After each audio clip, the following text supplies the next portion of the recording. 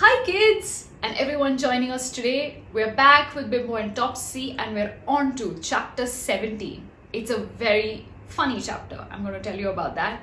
It's called A Surprise for Bimbo. So is it going to be a thing? Is Bimbo going to be doing some kind of an adventure? Well, let's find out.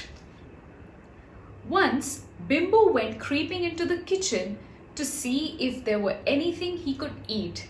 Oh boy, pets, always hungry, always wanting to eat something. I guess they're just like us. Sometimes the cook dropped things on the floor, and if she couldn't stop to pick them up at that moment, there was just a chance that any animal under the table could snap them up. Cook dropped a bit of the bacon rind yesterday, thought Bimbo, and once she dropped a sausage. Maybe she will drop a haddock today or something really exciting. A haddock is a kind of a fish, okay? So he sat patiently under the table and waited and waited. But all that the cook dropped was a fork that stuck into Bimbo's tail, and he didn't like that at all. Ooh, must have been painful. He was just going away when the cook went into the scullery to answer the back door. A scullery is like a small room right behind the kitchen. So usually you can wash your utensils there, you can have a washing machine and do your laundry. So you could just think of it as an extra room in the house. Bimbo jumped up onto the table at once. Cook was making cakes, but there was nothing there for Bimbo to eat. He didn't want flour, he didn't want sugar, he didn't want currants. Currants is a kind of a grape, like it's a variety of grapes. But wait a minute, what was this?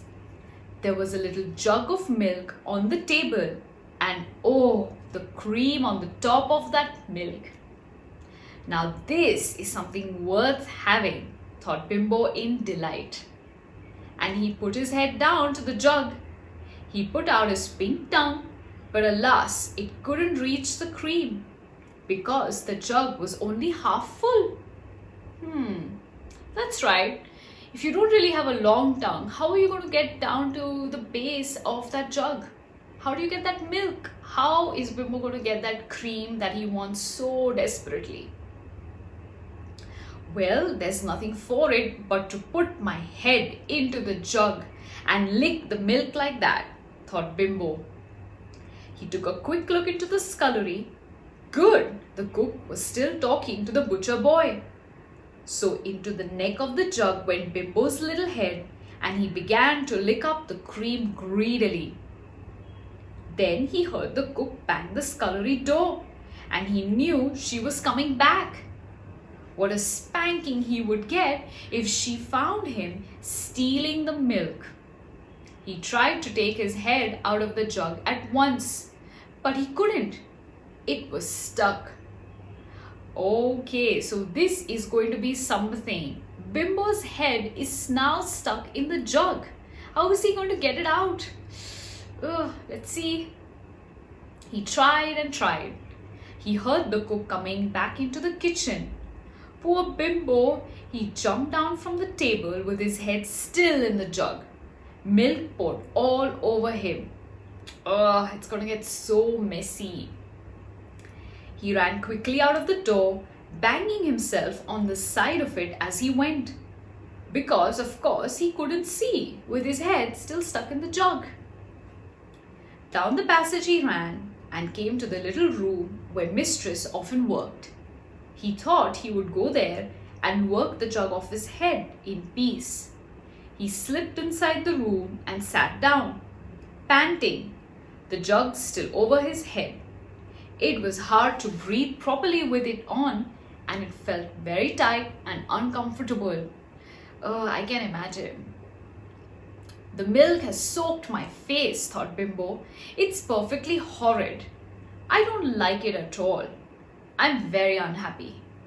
Now, before anyone comes, I really must try to drag this jug off my head. My front paws will help me. So Bimbo sat and tried to pull the jug off his head with his paws, but it simply wouldn't come. Bones and biscuits, tails and whiskers, whatever in the world am I to do? Thought poor Bimbo in a fright. Have I got to wear this jug all the rest of my life? I do hope not. I'd better go and find Topsy and see if she will pull it off for me. Imagine having Bimbo with a jug stuck on his head and him frantically trying to get it off. What a sight. So off he went out of the little room to find Topsy. He couldn't see at all where he was, and he kept bumping into the wall, making a tremendous noise. Bang, crash, bang, crash, he went. Topsy heard the strange noise and pricked up her ears. She ran to see what it was.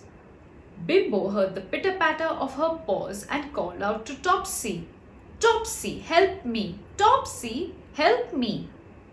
But the jug made his voice sound very queer indeed. Just like yours sounds when you roll up a paper and then talk it down. Wop, wop, wop, wop. His voice sounded like that. Wop, wop, wop. Oh, I remember this. We would roll up a paper and try to speak into it. And then it's like your voice would sound very hollow, very deep. You guys should try it out sometime. Topsy stared and listened in the greatest astonishment. What could this creature be, with a jug for a head and a voice that said wop wop all the time? Topsy didn't like it. She put her tail down and fled away to find Bobs and Cozy.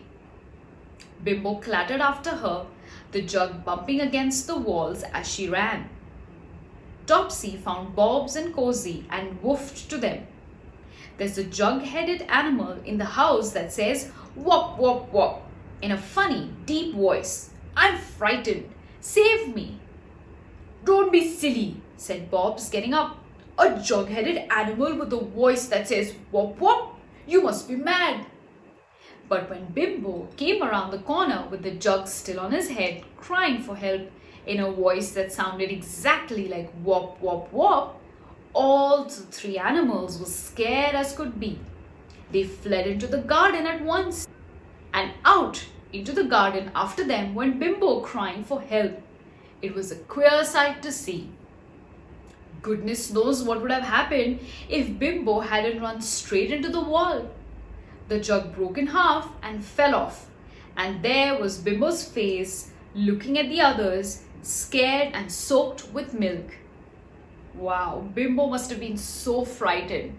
I'm just thankful Bimbo didn't get hurt, because a broken jug is going to have really bad corners, and if you touch or hit yourself with one of those corners, the cracked corners, you're going to get hurt. Oh, I do hope Bimbo's fine. Bimbo, is this a new game or something? Cried Bobs. Whatever did you do to put a jug on your head for? You gave us an awful fright. I didn't put it on, said poor Bimbo, beginning to wash his face clean. It wouldn't come off, that's all. And I think you are a lot of mean creatures, running away when I kept calling out for help. Well, we would have helped you if only you had said something sensible instead of wop wop wop, said Topsy. We couldn't think what that meant, so we ran away. I did not say wop wop wop, said Bimbo.